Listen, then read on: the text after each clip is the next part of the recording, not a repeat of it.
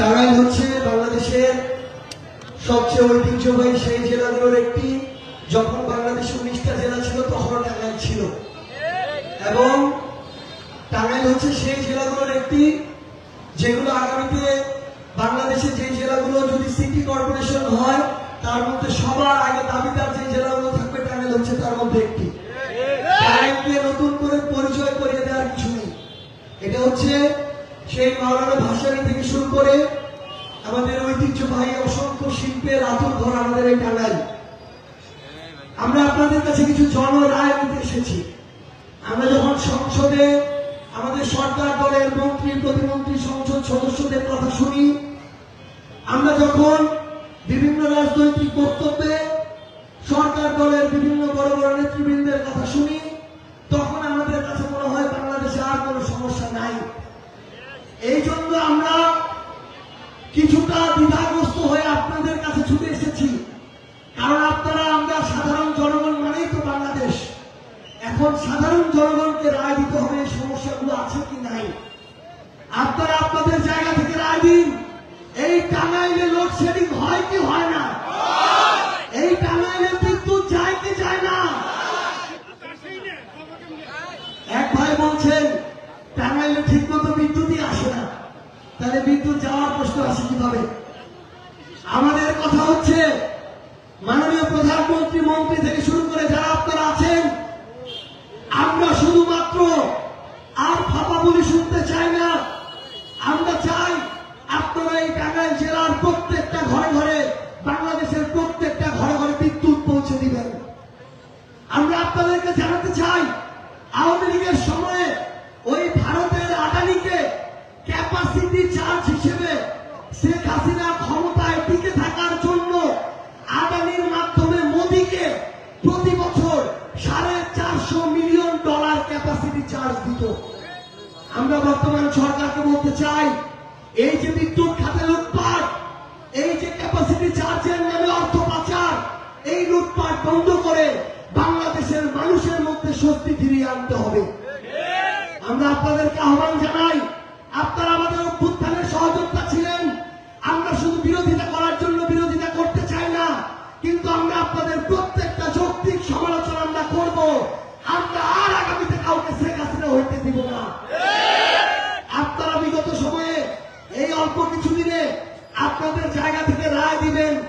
এই বাংলাদেশে বিগত কিছুদিনে সীমান্ত হত্যা হয়েছে কি হয় নাই? সীমান্ত হত্যা হয়েছে কি হয় নাই? পুশিন হয়েছে কি হয় নাই? তাহলে একটা স্বাধীন সার্বভৌম দেশে যখন আরেকটা দেশের মুখ্যমন্ত্রী, ওই দেশের বিএসএফ খুনি বাহিনী, তারা একসাথে মিলে সার্বভৌম দেশের সীমানা টপকিয়ে তাদের নাগরিকদের পুশিন করে, তখন সেটা আমার দেশের সার্বভৌমত্বের জন্য হুমকি কি হুমকি না? হুমকি কি হুমকি না? তাই আমরা বর্তমান সরকারকে বলতে চাই, স্বরাষ্ট্রমন্ত্রী পররাষ্ট্রমন্ত্রীকে বলতে চাই, আমার বিজিবি বাহিনীকে বাংলাদেশের শক্তিশালী বাহিনীতে পরিণত করুন। আমার ওই সীমান্ত রক্ষার জন্য তাদের হাতে সবচেয়ে শক্তিশালী অস্ত্র দিন। আমার সীমান্ত না থাকলে আমার সার্বভৌমত্ব থাকবে না। আমরা স্পষ্ট করে বলতে চাই, এই অভ্যুত্থানের শুরুটা হয়েছে যৌক্তিক কোটা সংস্কার আন্দোলন দিয়ে। ওই যৌক্তিক কোটা সংস্কার আন্দোলনে বাংলাদেশের চাকরির প্রত্যাশীরা নেমেছিল, অথচ আজ অনার্স মাস্টার শেষ করে আমার লক্ষ লক্ষ ভাই একটা পিয়ন পদের ঠিক মতো চাকরি পায় না। এখানে এরকম শত শত আমার মা বাবা ভাই বোন আছেন যারা পরিবারের সদস্যটাকে নিয়ে চিন্তিত, যে মাস্টার শেষ করেছে, বছরের পর বছর যাচ্ছে, একটা 16 গ্রেডের চাকরিও ঠিক মতো পায় না। আমরা বর্তমান সরকারকে আহ্বান জানাতে চাই, আমরা নির্বাচনের ফাঁপা ইশতেহার চাই না। আমরা প্রতি বছর আমার এই তরুণ প্রজন্মকে দক্ষ করে তাদের কর্মসংস্থানের ব্যবস্থা দেখতে চাই। সংগ্রামী টাঙ্গাইলবাসী, আমাদের রাজনৈতিক কালচারে একটা পরিবর্তন লাগবে। আমি একটা দল করে দেখে দল কানা হয়ে যাব, বিবেকবোধ বন্ধক দিয়ে দিব, আমি তাদের দালালি করব, এই যদি হয় আমার আদর্শ আর নীতি নৈতিকতা, আগামীর বাংলাদেশে কোন রাজনৈতিক দল এই দেশে ভালো করতে পারবে না। এই দেশটা সঠিক পথে নিয়ে যাওয়ার দায়িত্ব আমাদের নিতে হবে, আপনাদেরকে নিতে হবে। কোন দল যদি চাঁদাবাজি লুটপাট ক্ষমতার অপব্যবহার করে,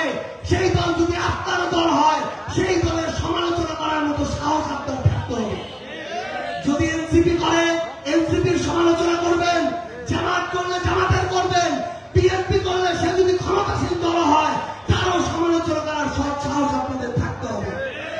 আমরা আপনাদের আহ্বান জানাই, আপনারা দেখেছেন গতকালকে সাভারে আমাদের যে এই পদযাত্রা পথসভা ছিল সেখানে সন্ত্রাসী হামলা চালিয়েছে সরকার। আমরা দেখলাম আজকে 2 জনকে গ্রেফতার করেছে, রিমান্ডেও নিয়েছে। এইটুকু পদক্ষেপের জন্য আমরা ধন্যবাদ জানাই। কিন্তু আমরা একই সাথে একটা কথা বলতে চাই, এখানে কোন কোন পক্ষ এটাতে কাজ করছে পিছন থেকে আমরা আমাদের জায়গা থেকে ওইটুকু বুঝার মতো আমাদের ওই দূরদর্শিতা আছে বলে আমরা বিশ্বাস করি। আমরা আপনাদেরকে বলতে চাই, আমরা শুধু এটা আইন শৃঙ্খলা রক্ষাকারী বাহিনীর সীমাবদ্ধতা হিসাবে দেখি না, এখানে কোন রাজনৈতিক কারণ আছে কিনা তার প্রত্যেকটা বিষয় আমরা খতিয়ে দেখব। মনে রাখবেন, এই রাজনৈতিক দল এটা আপনাদের অনেকের সন্তানের দল, অনেকের ভাইয়ের দল। আমরা আপনাদেরকে কথা দিচ্ছি, আমরা ওই অভ্যুত্থানে সাউন্ড গ্রেনেড, টিয়ার শেল, বোমা আর গুলির সামনে থেকে এসেছি। আমাদেরকে ককটেল আর বোমা মেরে রাজপথ থেকে সরানো যাবে না ইনশাআল্লাহ। এটা অভ্যুত্থান থেকে উঠে আসা দল, বিপ্লব থেকে উঠে আসা দল। ককটেল মেরে এই নেতাদেরকে মঞ্চ থেকে একচুলো সরানো যাবে না ইনশাআল্লাহ।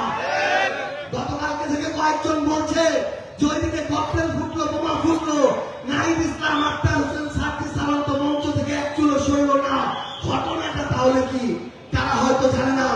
এই নাহিদ ইসলামের উপরে এই সরকারি বিভিন্ন বাহিনী আওয়ামী লীগের সময়ে যে নির্যাতন চালিয়েছে, তার শরীরকে যেভাবে রক্তাক্ত করেছে, সেই দৃশ্যকে আমরা ভুলে গিয়েছি। আমাদের সেই চিহ্ন মনে আছে কি নাই? তাহলে এই নাহিদ ইসলামদেরকে ককটেল আর বোমার ভয় দেখিয়ে রাজপথ থেকে, রাজনীতি থেকে বিন্দু মাত্র সরানোর কোনো সুযোগ নাই। আমরা আপনাদেরকে আহ্বান জানাই, আমরা আপনাদের সন্তানেরা, ভাইয়েরা আমাদের লড়াইটা চালিয়ে যাব। আপনারা অভ্যুত্থানে আমাদের সাথে যেভাবে ছিলেন আগামীতেও থাকবেন ইনশাআল্লাহ। আমরা সবাই মিলে একসাথে আমাদের এই টাঙ্গাইলকে, বাংলাদেশকে গড়ে তুলবো ইনশাআল্লাহ।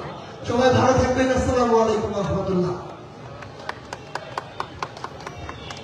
সংগ্রামী সহযোদ্ধারা, এ পর্যায়ে আমাদের মাঝে বক্তব্য রাখবেন আমাদের জুলাই অভ্যুত্থানের মহানায়ক, আমাদের এক দফার ঘোষক, যার ঘোষণায় ছাড়া বাংলাদেশের ছাত্র জনতা ঐক্যবদ্ধভাবে রাজপথে নেমে স্বৈরাচারের পতন ঘটিয়েছে, আমাদের জাতীয় সংসদের সম্মানিত বিরোধী দলীয় চিফ হুইপ, ঢাকা 11 আসনের সম্মানিত সংসদ সদস্য, জাতীয় নাগরিক পার্টি এনসিপির বিপ্লবী আহ্বায়ক জনাব নাহিদ ইসলাম এমপি, জনাব নাহিদ ইসলাম এমপি।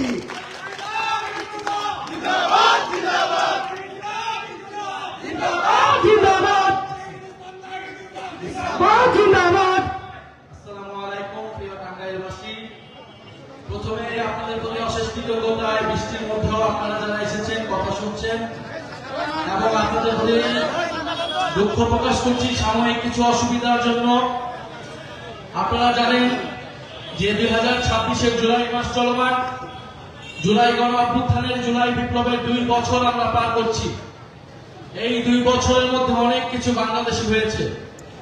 বাংলাদেশে সংস্কারের জন্য কমিশন হয়েছিল, বাংলাদেশে নির্বাচন হয়েছে, বাংলাদেশে নির্বাচনের পরে একটি সরকার গঠিত হয়েছে, সংসদ গঠিত হয়েছে। আমরা এসেছি আপনাদের কাছে আপনাদের জীবনের মান কতটুকু পরিবর্তন হলো সেটা দেখতে, সেটা শুনতে। কারণ আমরা মনে করি এই জুলাই গণ অভ্যুত্থান, জুলাই বিপ্লব হয়েছিল বাংলাদেশের মানুষের জীবনের পরিবর্তনের জন্য। বাংলাদেশের মানুষের মধ্যে যে বৈষম্য, সেই বৈষম্য যাতে দূর হয়, দুর্নীতি, লুটপাট, চাঁদাবাজি দূর হয়ে মানুষের যাতে উন্নয়ন হয়, এলাকার যাতে উন্নয়ন হয়, এলাকা থেকে মাদক, সন্ত্রাস, চাঁদাবাজি যাতে চিরতরে নির্মূল হয়। আমরা নির্বাচন হয়েছে, নির্বাচনে আমরা সংস্কারের পক্ষে ভোট দিয়েছি, হ্যাঁ এর পক্ষে ভোট দিয়েছি।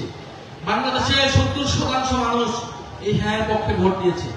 আর সরকার যারা গঠিত হয়েছে তারা মাত্র 40 থেকে 50% ভোট পেয়ে সরকার গঠন করেছে। তার মানে যারা সরকার গঠন করেছে তাদের থেকেও বেশি জনমত হলো সংস্কারের পক্ষে, জুলাই সনদের পক্ষে। কিন্তু আমরা দেখতে পেলাম ন্যাক্কারজনকভাবে এই বিএনপি সরকার গঠিত হওয়ার পর ক্ষমতায় একবার বসতে পেরে জনগণের এই স্বীকৃতিকে, এই গণভোটকে অস্বীকার করা শুরু করেছে। তারা এখন পর্যন্ত গণভোট রায় বাস্তবায়ন করে নাই, সংস্কার বাস্তবায়ন করে নাই। যদি সংস্কার বাস্তবায়ন না হয়, দেশে কোনো পরিবর্তন হবে না। আপনাদের হয়তো অনেকের মনে হতে পারে এই সংস্কার বুঝি আর কোনোভাবেই হবে না, জুলাই গণঅভ্যুত্থান বুঝি ব্যর্থ হয়ে গেল, আমাদের ভিতরে সে হতাশা আছে আমরা জানি। কিন্তু আপনি একবার চিন্তা করুন, সেই জুলাই গণঅভ্যুত্থানের কথা আজকে বিএনপি বলেন, জামাত বলেন, কিংবা আমরা যারা আছি, কেউ কোনোদিন কল্পনা করতে পারে নাই যে শেখ হাসিনাকে সরানো সম্ভব। সবাই ধরে নিয়েছিল শেখ হাসিনা যতদিন জীবিত আছে ততদিন তিনি ক্ষমতায় থাকবে, কিন্তু তাকে ক্ষমতা থেকে হটানো সম্ভব হয়েছিল। কেন সম্ভব হয়েছিল? আপনাদের অংশগ্রহণে, সাধারণ ছাত্রছাত্রীদের অংশগ্রহণে।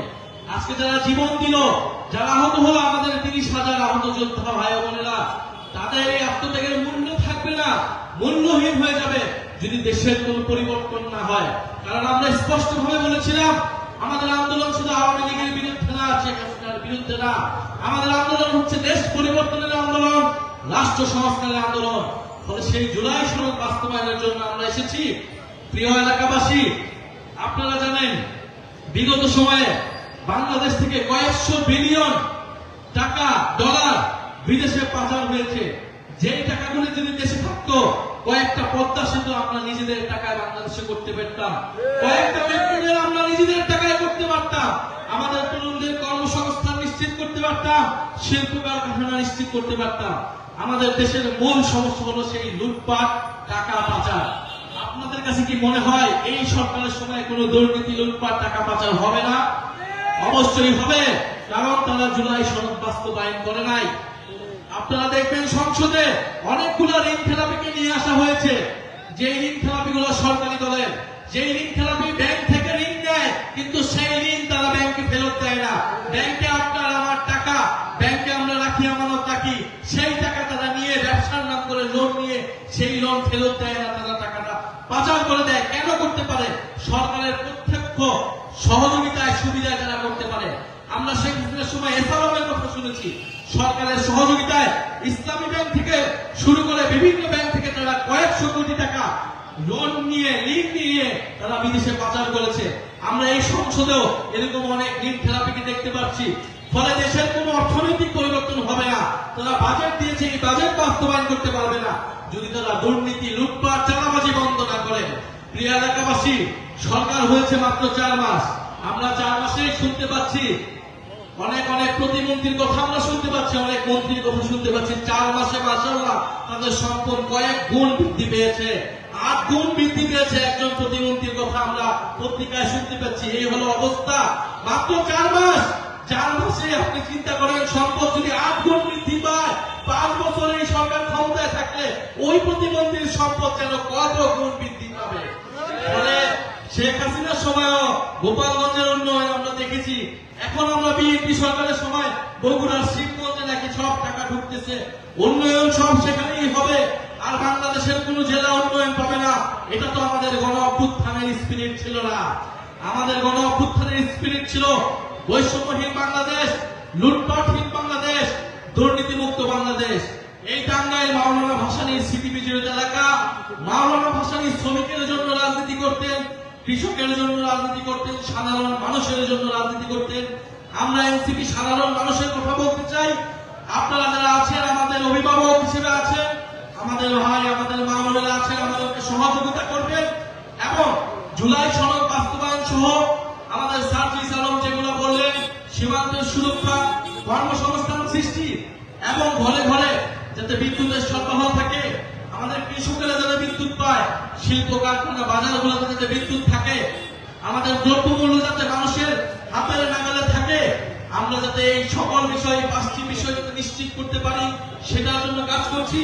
স্থায়ীভাবে এই টাঙ্গাইলে এনসিপির আহ্বায়ক আছেন, আমাদের অ্যাডভোকেট কামরুজ্জামান শাওন ভাই আছেন এবং আমাদের সদস্য সচিব আমাদের রাসেল ভাই আছেন, মাহমুদুর রহমান রাসেল ভাই আছেন। উনি এই পৌরসভার মেয়র পদপ্রার্থী। আমরা চাই দুর্নীতিমুক্ত, লুটপাট মুক্ত একটা এখানে নেতৃত্ব আসবে, যারা টাঙ্গাইলের বেড়িবাঁধ সহ ব্রিজ নির্মাণের কথা বলেছে, এই কাজগুলো যাতে সুষ্ঠুভাবে হয়, একটা যোগ্য মানুষের কাছে থাকে, সেটা আপনারা চেষ্টা করবেন। তরুণদের সাথে থাকবেন, আমাদেরকে সুযোগ দেন। ইনশাআল্লাহ আমরা চাঁদাবাজ, দুর্নীতি, সন্ত্রাস মুক্ত যে দেশ গঠন করতে চাই। আমরা জানি অনেক বাধা আসবে। গতকাল সামারে বাধা দিয়েছে, সংসদে আমরা সব কথা আমাদেরকে বলতে দেওয়া হয় না। এই জন্য আমরা আপনাদের কাছে এসেছি। আপনাদের দুয়ারে দুয়ারে আমরা আপনাদের জন্য কথা বলবো, সংসদে সেই কথা পৌঁছে দেব এবং ইনশাআল্লাহ আপনাদের যে অধিকার সেই অধিকার আমরা বাস্তবায়ন করব। আপনারা এটা টাঙ্গাইল শহীদের স্মৃতি বিজড়িত এলাকায় এখানে প্রায় 8 জন শহীদ রয়েছে, টাঙ্গাইলের 22 জন শহীদ রয়েছে জুলাই গণ অভ্যুত্থানের। আপনারা সেই শহীদদের জন্য দোয়া রাখবেন, জুলাই আহতদের জন্য দোয়া রাখবেন। ইনশাআল্লাহ আপনাদের সাথে দেখা হবে এবং জুলাই পদযাত্রায় আমরা প্রত্যেকটি জেলা উপজেলা যাব। ইনশাআল্লাহ সেখানে আমরা মানুষের পক্ষে কথা বলবো, আমরা গণ অভ্যুত্থানের কথা বলবো। ইনকিলাব ইনকিলাব জিন্দাবাদ জিন্দাবাদ ইনকিলাব ইনকিলাব জিন্দাবাদ জিন্দাবাদ ক্ষমতা জনতা জনতা জনতা প্রশ্ন সংগ্রাম সংগ্রাম সংগ্রাম দালালিনা রাজপথ রাজপথ রাজপথ গোলামিনা Azadi Azadi Azadi action to action direct action দুর্নীতির বিরুদ্ধে ডাইরেক্ট অ্যাকশন সন্ত্রাসীদের বিরুদ্ধে ডাইরেক্ট অ্যাকশন চাঁদাবাজের বিরুদ্ধে ডাইরেক্ট অ্যাকশন মাদকের বিরুদ্ধে ডাইরেক্ট অ্যাকশন দিয়েছি তো রক্ত